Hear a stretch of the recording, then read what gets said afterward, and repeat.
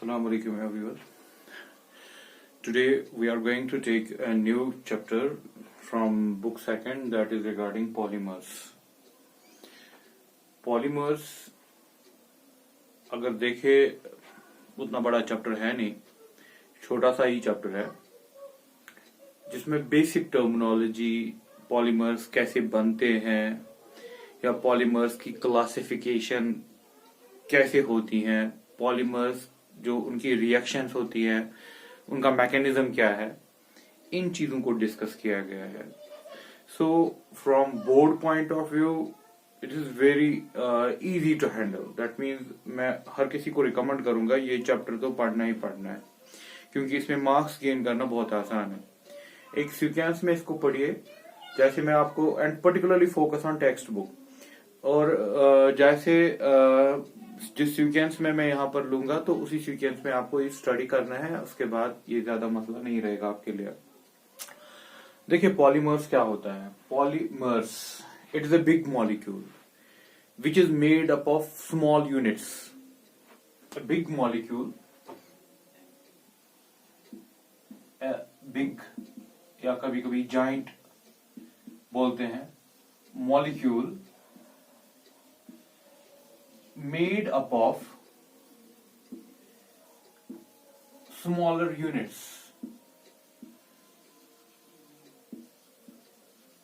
That is monomers.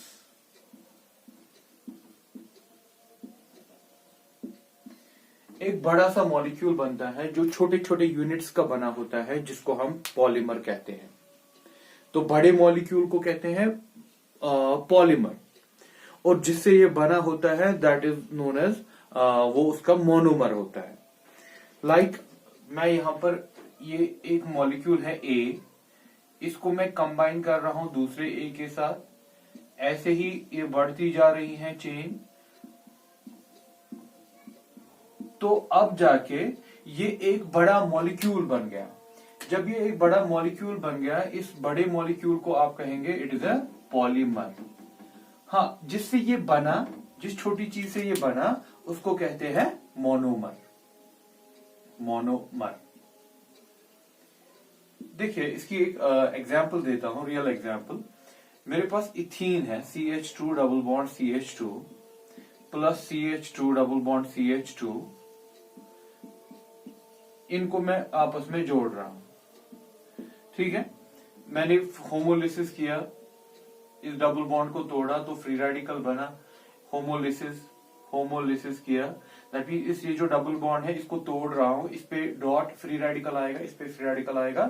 तो क्या हो रहा है, ये CH2 डॉट यहां पर था ना, CH2 डॉट आपने एक बॉन्ड तोड़ दिया, ऐसे ही इसमें भी हो गया, ऐसे ही यहां पर हो गया. ठीक है, ये फ्री रेडिकल और ये फ्री रेडिकल आपस में जुड़ रहा है. दैट मीन्स अब ये बंध रहे हैं आपस में. ये इसके साथ जुड़ गया, ये फ्री रेडिकल इसके साथ जुड़ गया, और ये यहाँ पर अभी अगर और डालेंगे तो ये यहाँ से निकल के यहाँ से बॉन्ड दिखा सकता है, और ये यहाँ से बॉन्ड अगर हम और डालेंगे तो हमारे पास एक बड़ा मॉलिक्यूल बनेगा, दैट इज पॉलीथीन. पॉली मतलब बहुत सारे, मेनी. पॉली का मतलब ही होता है मेनी. थीन तो इसका ये था इथीन, अब ये बन गया पॉलीथीन. ठीक है, तो इथीन क्या है यहाँ पर, मोनोमर. पॉलीथीन क्या है, पॉलीमर. ठीक है, तो इसका मोनोमर क्या था, इथीन. तो ये क्या बन गया, पॉलीथीन. पॉलीथीन. ठीक है, तो ये बन गया हमारे पास एक पॉलीमर, और ये इसका एक मोनोमर है. तो इस तरीके से आप समझिएगा कि पॉलीमर एक बड़ा मॉलिक्यूल होता है और बना किसे होता है, मोनोमर से. कभी कभी हम बोलते हैं macromolecule. Macromolecule, macromolecule, big molecule.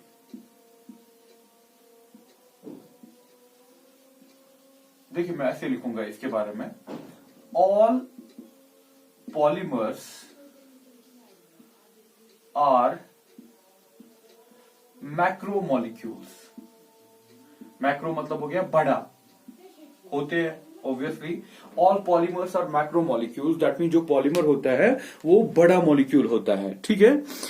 लेकिन ऐसा नहीं लिख सकते हम ऐसे ऑल मैक्रो मॉलिक्यूल्स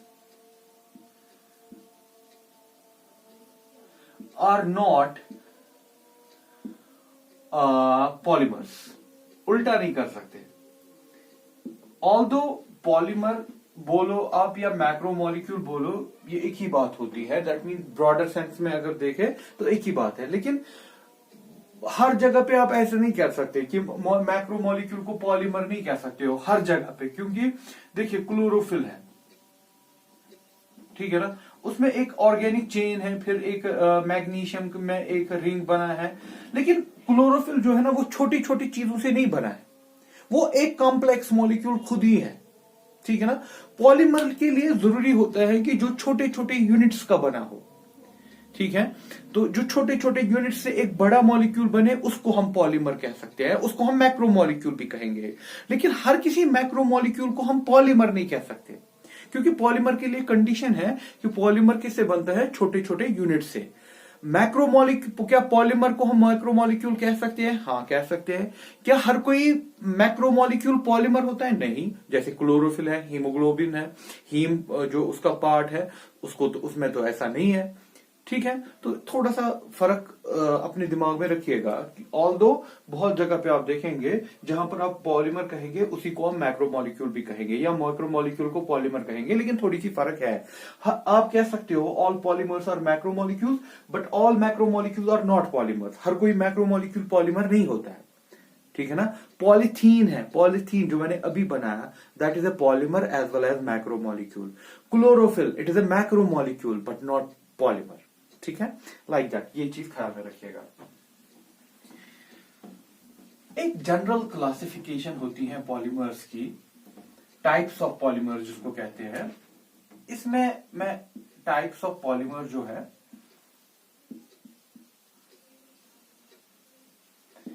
एक टाइप है हमारे पास होमोपॉलीमर। होमोपॉलीमर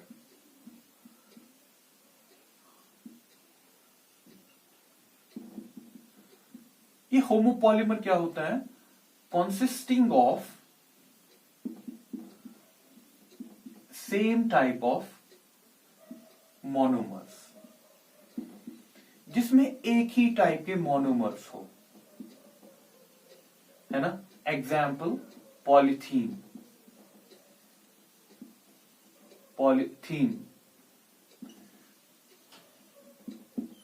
लाइक आपने पॉलीथीन को देखा,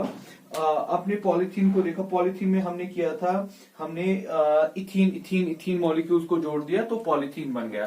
दैट मीन्स जिसमें ऐसे हो, हर कोई मोनोमर सेम हो, ए सेम टाइप ऑफ मोनोमर, है ना। इस टाइप को कहते हैं होमोपॉलीमर। दूसरा होता है हमारे पास कोपॉलीमर, ठीक। Copolymer consisting of different types of monomers,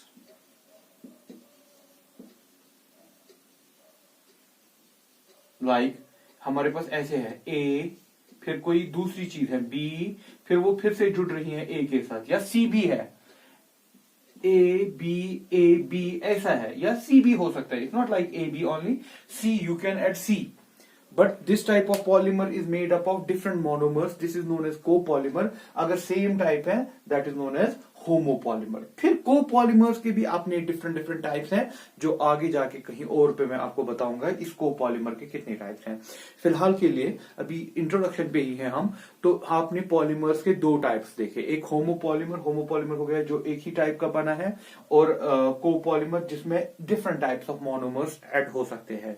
generally A B होता है, और किसी में सी भी हो सकता है, not necessary only A B, ठीक है। जैसे नाइलॉन 6 बना होता है, उसमें मोनोमर जो होते हैं वो होता है एडिपिक एसिड एंड हेक्सामिथिलीन डाइअमाइन, ठीक है। जो मैं आगे बनाने जा रहा हूं, तो अभी यहां पर बनाने की जरूरत नहीं है, तो उसको आप कहेंगे कोपॉलीमर। तो कोपॉलीमर्स के और भी टाइप्स हैं, बट लेटर ऑन हम उनको लास्ट में देखेंगे। यहां पर ब्रॉड क्लासिफिकेशन, आप दो चीजें याद रखिएगा, होमो एंड पॉली। अब देखिए सबसे पहला पार्ट जो हमें पॉलीमर्स में स्टार्ट हो रहा है, leaving this introduction part, now classification. Classification is the first criteria जो आपको एग्जाम के लिए स्टडी करना है। जब आप क्लासिफिकेशन की बात करें, क्लासिफिकेशन, ठीक है, पहली क्लासिफिकेशन हम देख रहे हैं on the, that mean obviously classification किसी बेसिस पे किया जाता है, so we classify on the basis of availability. First, on the basis of availability. देखिए इनके जब मैं नाम लूंगा ना, आपको खुद ही समझ आएगा मैं क्या कहना चाह रहा हूं। इसमें फर्स्ट होता है नेचुरल, दूसरा है सेमी सिंथेटिक,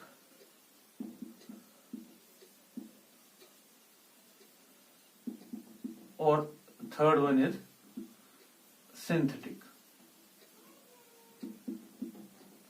दैट मीन्स जो आप पॉलीमर आ रहा है कहीं से, वो कहां से आ रहा है, दैट मीन अवेलेबल कहां से है। कुछ तो है नेचुरल, दैट मीन जो नेचुरली हमारे पास है, जो आपके पास इसकी बहुत सारी एग्जांपल्स मिलेंगी, जैसे हमारे पास सेल्यूलोज है, कार्बोहाइड्रेट्स, सेल्यूलोज है, नेचुरली प्रेजेंट है, सिलिक है, ग्लाइकोजन है, प्रोटीन्स है, these are natural. That means ये नेचुरल है। मैं आपको बता दूं, इनके वर्डिंग से ही आपको समझ आ जाएगा ये क्या है, लेकिन याद रखिएगा एग्जाम्पल्स आर वेरी इंपॉर्टेंट। आपको ये 1 मार्क्स 2 मार्क्स का क्वेश्चन पूछ सकता है कि ये कौन सा टाइप ऑफ है, तो वहां पर एग्जाम्पल आपको बचाएगी। And obviously go for text book example, you have so many example तो आपको बहुत सारी मिल जाएंगी, लेकिन आप सिर्फ टेक्स्ट बुक के एग्जाम्पल्स पे ख्याल रखेंगे। जैसे आपकी प्रोटीन लिख रही है, सेल्यूलोज लिख रही है, स्टार्च लिख रही है, रबर लिख रही है, these are the examples of natural. ठीक है, अब अगर मैं दूसरा करूं सेमी सिंथेटिक, सेमी सिंथेटिक होता है जो एक नेचर से लाया है, लेकिन लैब में उसकी थोड़ी सी मॉडिफिकेशन की है, उसमें कोई और चीज ऐड की है। लाइक मैं आपको बता दूं, हमारे पास सेल्यूलोज नाइट्रेट है। सेल्यूलोज था नेचुरल, लेकिन इसमें नाइट्रेट जोड़ा गया है, ऑब्वियसली प्रॉपर्टीज चेंज करने के लिए। सेल्यूलोज नाइट्रेट है हमारे पास, सेल्यूलोज डेरिवेटिव्स बहुत सारे, सेल्यूलोज एसिटेट है। So this is an example for semi-synthetic, ठीक है। सिंथेटिक जो पूरा का पूरा लैब में बनाया गया हो, जो जिसको नेचर के साथ कुछ लेना देना नहीं है, जैसे हमारे पास है nylon 66।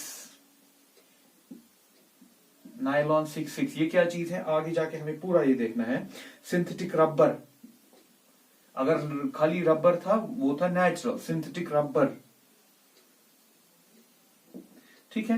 So these are an example of this classification on the basis of availability of polymers.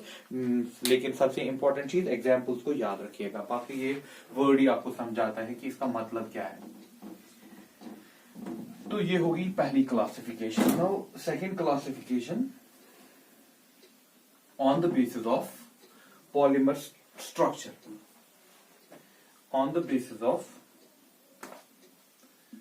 on the basis of structure of polymer।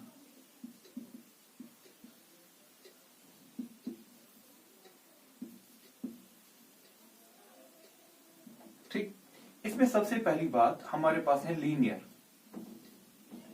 जो लीनियर पॉलीमर्स होते हैं। लीनियर मतलब देखिए आपका एक चेन बना, पॉलीमर की एक चेन बन गई, ये मैं एक चेन बना रहा हूं, जैसे मैं अभी जोड़ रहा था ना, ए की एक चेन बन गई। अब एक ही चेन तो होगी नहीं, ये हो गई दूसरी चेन, ये हो गई तीसरी चेन। इसमें ब्रांचिंग वांचिंग नहीं है, ये लीनियर है, ठीक है। So this is an example of linear polymer, ठीक है। ये जो लीनियर पॉलीमर होते हैं, इनकी ऑब्वियसली अगर प्रॉपर्टीज देखे, प्रॉपर्टी के हिसाब से देखिए पैकिंग अच्छी है ना, क्योंकि ये लाइन में बैठे। आप देखिए बोर्ड पे ही कितना अच्छे से ये बैठ गए। इसकी वजह से इनकी स्ट्रेंथ हाई टेंसाइल स्ट्रेंथ होती है, high tensile strength, high melting point. इनका मेल्टिंग पॉइंट हाई होता है क्योंकि पैकिंग अच्छे से हो गई। High melting point, high tensile strength, ठीक है। तो इसकी मैकेनिकल प्रॉपर्टीज अच्छी होती हैं। जो ये लीनियर पॉलीमर होता है, लीनियर पॉलीमर जिसकी कोई ब्रांच वांच ना हो, जो सीधे चले, ठीक है। The polymers in which the constituent monomers are linked with each other to form a long straight chain. To form a long straight chain हम ऐसे कह सकते हैं, to form long and straight chains, these are known as. अब example पे ख्याल रखिएगा। High density polythene, polythene के दो टाइप्स होते हैं। एक होता है लो डेंसिटी, ऑब्वियसली इसकी डेंसिटी बहुत होगी क्योंकि ये बहुत अच्छे से पैक है, डेंसिटी इन पैकिंग होता है। हाई डेंसिटी पॉलीथीन, ठीक है। Polyvinyl chloride, polyvinyl chloride, these are examples for this। Polyvinyl chloride, polythene का तो मैं दिखा चुका हूं आपको। Polyvinyl chloride CH2 double bond CH2 CHCl, ठीक है। यहां पर हमने बॉन्ड तोड़ दिया, दैट मीन आपने बहुत सारे, ये मोनोमर है विनाइल क्लोराइड, लेकिन आपने बहुत सारे जोड़ दिए होंगे आपस में, जैसे पॉलीथीन में जुड़ता है, फिर यहां से आप इसको एन टाइम्स लिख सकते हो। दैट मीन इसमें यही सारे हैं एन टाइम्स। कैसे जुड़ेंगे आपस में, जो ये डबल बॉन्ड टूट जाएगा, that is known as polyvinyl chloride. तो ये है एग्जांपल्स किसकी, लीनियर वाले की। तो लीनियर क्या होता है, consist of straight chain, no branching. उसकी वजह से properties high density, mechanical strength high, high melting point. Examples polythene को याद रखिएगा, हाई डेंसिटी, लेकिन हाई डेंसिटी वाला, क्योंकि इसका दूसरा लो डेंसिटी वाला भी होता है। तो हाई डेंसिटी वाला पॉलीथीन, पॉलीविnyl क्लोराइड। दूसरा हमारे पास है ब्रांचेड, ब्रांचेड चेन पॉलीमर।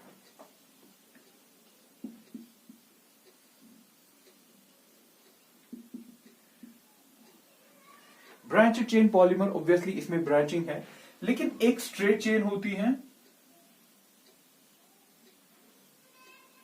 उसी की फिर ब्रांच निकलती है।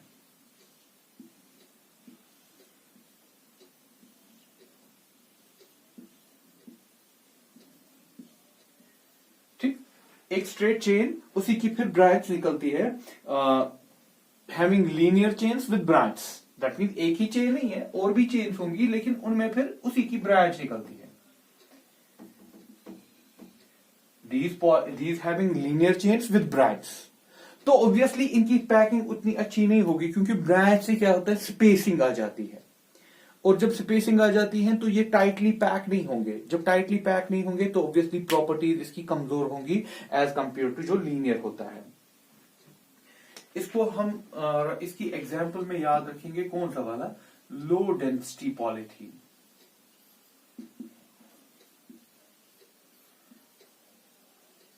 Low density polythene example.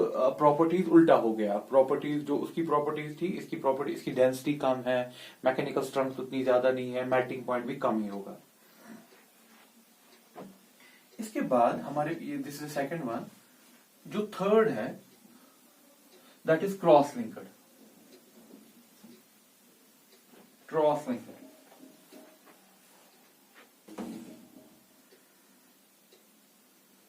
सी, इसमें थर्ड टाइप क्रॉस लिंक्ड।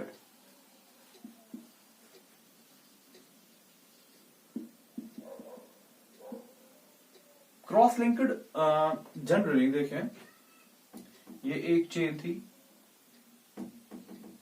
ये दूसरी चेन के साथ लिंक है, ठीक, ब्रांचेस ज्यादा नहीं निकली, लेकिन दूसरी चेन के साथ लिंक है। यहां से दूसरी ब्रांच है, वो तीसरी चेन के साथ भी लिंक है, ये इसके साथ लिंक है। दैट मीन्स आपस में लिंकेज आ रहे हैं, डिफरेंट चेन्स में आपस में लिंकेज आ रहे हैं। सो दैट मीन्स इसमें चेन्स हैं, लेकिन चेन्स आपस में लिंक्ड है, दैट इज क्रॉस लिंक्ड। वो था ब्रांचेस है, फर्क है इसमें। इसमें चेन्स हैं, लेकिन वो आपस में क्या है, वो आपस में क्रॉस लिंक्ड है। तो ये जो क्रॉस लिंक्ड है जनरली ये कहां पर देखा गया है? जनरली उन मोनोमर्स में जिनमें बाइफंक्शनल या ट्राइफंक्शनल, बाइफंक्शनल और ट्राइफंक्शनल ग्रुप्स हो, ट्राइफंक्शनल ग्रुप्स हो, उनमें देखा गया है। क्योंकि इनमें बाज़ाबिता यहां से एक लिंक क्रिएट हो जाती है एक को दूसरे के साथ, ठीक है, एक पूरी लिंक्स क्रिएट हो जाती हैं। इसकी बेस्ट एग्जांपल है बेकेलाइट, बेकेलाइट, मेलामाइन, ये इसकी एग्जांपल्स हैं। वहां पर मैं जब इनके स्ट्रक्चर्स हमें करने हैं बेकेलाइट और मेलामाइन के, तो वहां पर मैं आपको दिखाऊंगा कि एक लिंक, एक चेन दूसरी चेन के साथ कैसे आपस में लिंक क्रिएट करता है। मैं थोड़ा सा आइडिया दे दूं यहां पर। ये OH, ये OH, ये जुड़ा होता है यहां से, इसका पूरा मैकेनिज्म हमें देखना है आगे। ये एक चेन बन रही थी, लेकिन यहां से ये दूसरी चेन ऐसी ही चेन के साथ जुड़ जाता है, दूसरी चेन के साथ यहां से ये जुड़ जाता है, कनेक्शंस आते हैं आपस में चेन्स के through proper covalent bonds. It is not like some hydrogen bonding और समथिंग नॉर्मल जो फिजिकल बॉन्ड्स होते हैं।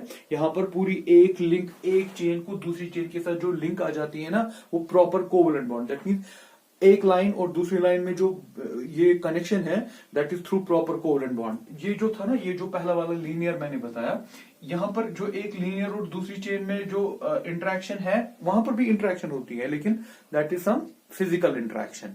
बट यहां पर जो इनकी आपस में इंटरेक्शन है that is the stronger one, that is the कौन सी वाली, कोवलेंट बॉन्ड्स। ये जो आपस में बनाते हैं links, that is covalent bonds. और इनको हम कहते भी हैं 3 डायमेंशनल पॉलीमर्स। ये जो क्रॉस लिंक्ड होता है इनको हम कहते हैं 3 dimensional polymers.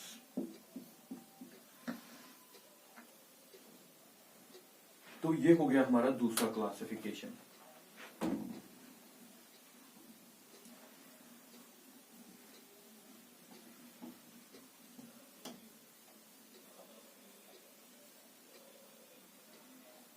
Third classification, third classification हम देख रहे हैं on the basis of molecular forces between the chains,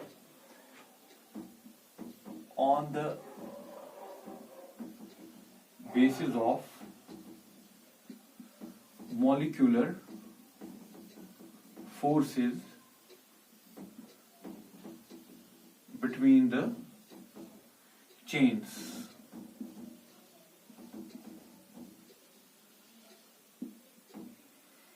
molecular forces कैसे है, चेन्स के बीच में मॉलिक्यूलर फोर्सेस कैसे है, उस पे हमने क्लासिफाई किया। जैसे मैं अभी कह रहा था इसमें कोवलेंट बॉन्ड है, तो वैसे ही हम देखना चाहते हैं।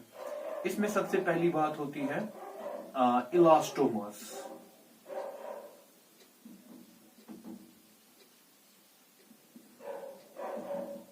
सबसे पहला टाइप इसमें इलास्टोमर्स का।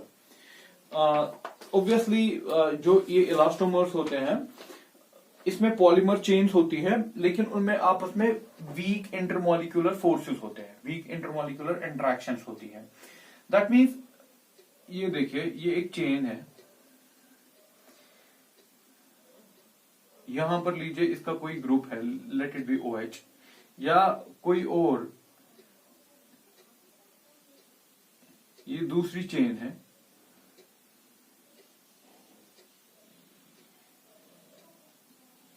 यहां पर लेते हैं हम लाइक कोई यहां पर सल्फर का ग्रुप है, ऐसे,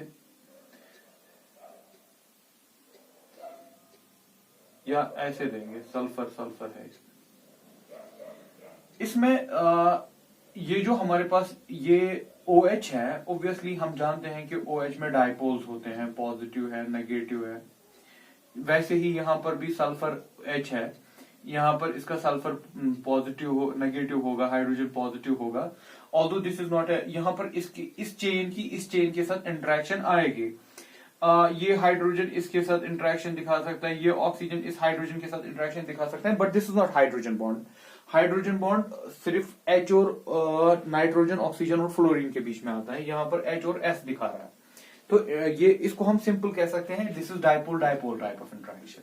तो कहने का मतलब है कि यहां पर चेन्स हैं, चेन्स के बीच में फोर्सेस हैं, देयर आर इंटरमोलिक्यूलर फोर्सेस हैं, बट दे आर वीकेस्ट, ठीक है ना, weak intermolecular forces, weak intermolecular forces between the chains.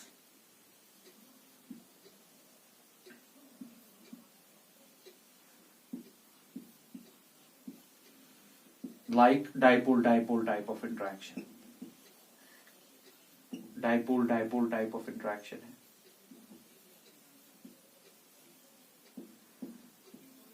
So this weak intermolecular forces between the chains like dipole-dipole type of interaction, इससे इसमें क्या property आती है, elastic property आ जाती है। दैट मीन्स हम इसको खींचेंगे, ये खींच जाएगा, लेकिन अगर हम फोर्स, दैट मीन जब हम इस पॉलीमर को खींचेंगे तो ये खींच जाएगा, लेकिन हम जब फोर्स रिलीज करेंगे तो ये वापस आ सकता है, क्योंकि इसके बीच में ये जो इंटरेक्शन है ना, they will bring them back, ये इनको वापस लाएंगे, ठीक है। तो ये है हमारे पास कौन सा वाला, इलास्टोमर्स, जिसको हम इलास्टिक टाइप भी कहते हैं, रबर लाइक भी इसका दूसरा नाम है, क्योंकि इसमें जो फोर्सेस हैं, weak intermolecular forces between the chains में वीक इंटरमोलिक्यूलर फोर्सेस हैं। एग्जाम्पल नोट कीजिएगा इसका, रबर के ही ज्यादा एग्जाम्पल्स है इसमें। बूना एस, ये सारे rubbers, buna S, buna N, इनके स्ट्रक्चर्स हम देखेंगे जब रबर को अलग से डिस्कस करेंगे। नियोप्रीन, ठीक है, neoprene. So there is rubber में मैं आपको वापस याद दिला दूंगा कि ये बात कि उसमें डाइसल्फाइड ब्रिज बनता है, जिसकी वजह से उसमें इलास्टिक प्रॉपर्टी आती है। फिलहाल आप इलास्टोमर्स को ऐसे याद रखेंगे, चेन्स हैं, चेन्स के बीच में लिंक्स हैं, लेकिन लिंक्स कौन सी हैं, वीक इंटरमोलिक्यूलर फोर्सेस हैं, जिसकी वजह से इसमें इलास्टिक प्रॉपर्टी आती है।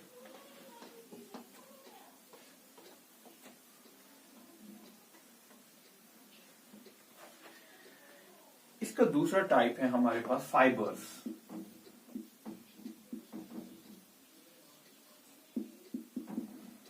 फाइबर्स जो है, they are thread forming solids which possess high strength and high modulus. That means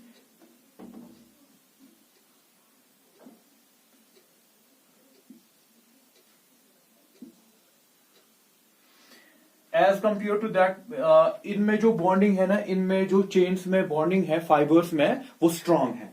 that mean इसकी जो इंटरमोलिकुलर इंटरेक्शन है वो स्ट्रांग है as compare to this.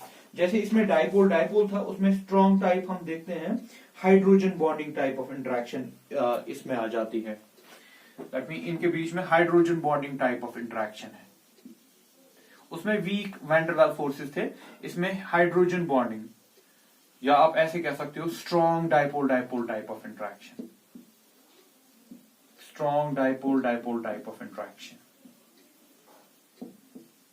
Between the chains, क्योंकि हम एक्चुअली उसी बेसिस पे क्लासिफाई कर रहे हैं कि चेन्स में आपस में इंटरेक्शन कैसी है।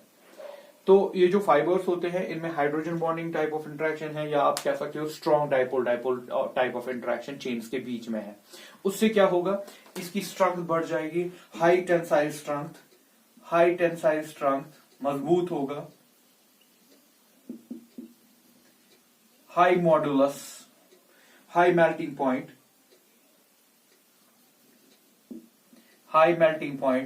क्रिस्टलाइन नेचर के साथ आप एक प्रॉपर्टी और डाल सकते हो इसमें, sharp melting point. Crystalline solids का जो होता है शार्प मेल्टिंग पॉइंट, तो ये इसकी वजह से आ गई। तो आपके पास एक एंड बन गया इलास्टिक एंड, जिसमें वीक इंटरमोलिकुलर फोर्सेस हैं चेन्स के बीच में, और दूसरा एंड बन गया स्ट्रॉन्ग, जिसमें स्ट्रॉन्ग फोर्सेस हैं, हाइड्रोजन बॉन्डिंग है, strong dipole type of forces है, जिसको आप कह रहे हो फाइबर्स। इनमें इलास्टिक प्रॉपर्टी नहीं है, उसमें इलास्टिक प्रॉपर्टी है, उसी वीक इंटरमोलिकुलर फोर्सेस की वजह से।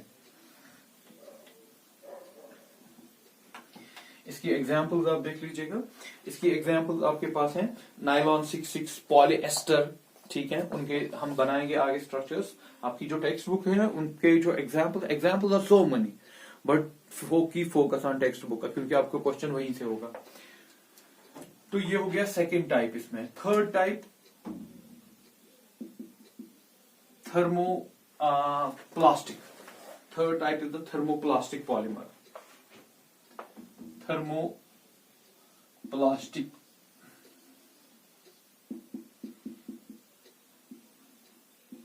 ये जो थर्मोप्लास्टिक है इसमें intermolecular forces, intermolecular that mean interchange के बीच में फोर्सेस जो होते हैं, intermolecular forces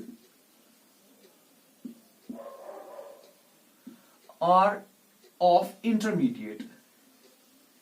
intermediate between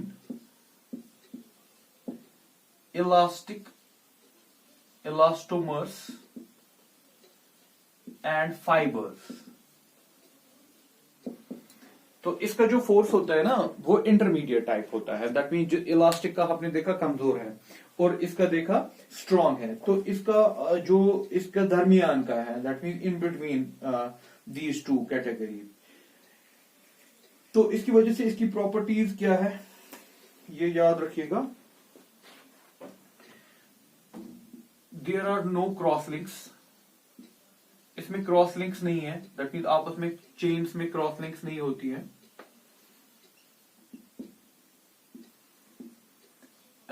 they are soluble in organic solvents, organic solvents में सॉल्युबल होते हैं।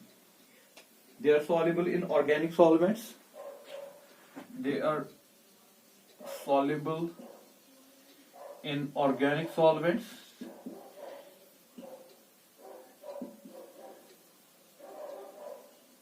ठीक। and the third one, they can be molded, that means अगर आप इसको हीट करोगे फिर कूल करोगे तो आप इसको फिर से यूज कर सकते हो, इसको फिर से शेप दे सकते हो, ठीक। ऑन हीटिंग इट सॉफ्टन्स, जब आप इसको हीट करोगे ये सॉफ्टन हो जाएगा,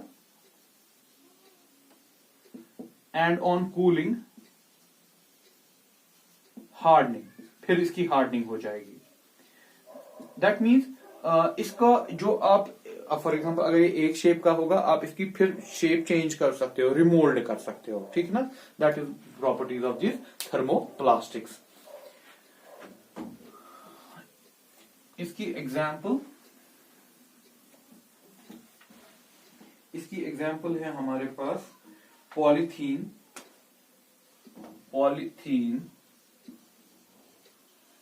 पॉलीस्टाइरीन, ये तो हमें देखने ही है आगे, पॉलीविनल्स, ये कुछ एग्जाम्पल है इसकी। और इतना ही नहीं, हम कभी कभी ये जो थर्मोप्लास्टिक होते हैं इनमें कुछ मटेरियल ऐड करते हैं in order to make it more soft, that mean softening property बढ़ाने के लिए हम इसमें एक और मटेरियल ऐड कर सकते हैं इस थर्मोप्लास्टिक में, दैट इज नोन एज, उसको हम कहते हैं प्लास्टिसाइजर्स। प्लास्टिसाइजर्स होता है जो इसको दैट मीन इसकी सॉफ्टनिंग बढ़ा दे,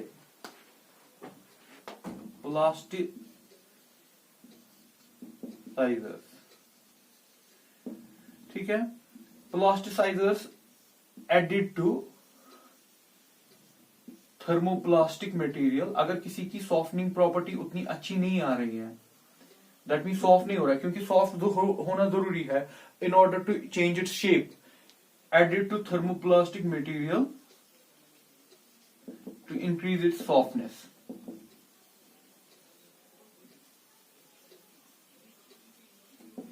तो ये सॉफ्टनेस बढ़ाने के लिए आप इसमें प्लास्टिसाइजर्स, ये एक अलग कैटेगरी का मटेरियल है जो इसमें ऐड किया जाता है इसकी ये सॉफ्टनिंग प्रॉपर्टी को बढ़ाने के लिए।